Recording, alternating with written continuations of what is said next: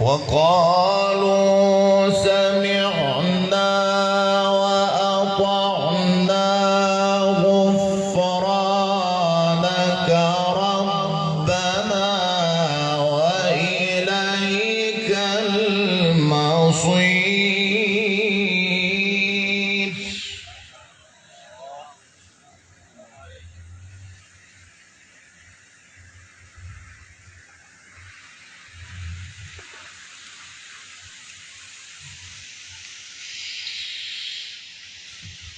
لله ما في السماوات وما في الأرض وإن تبدوا ما في أنفسكم أو تخفوه يحاسبكم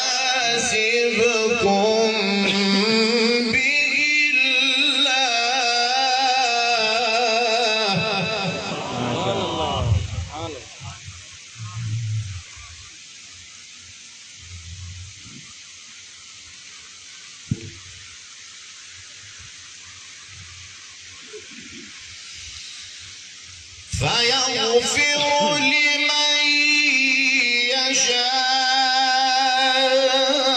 يشاء ويعذب من يشاء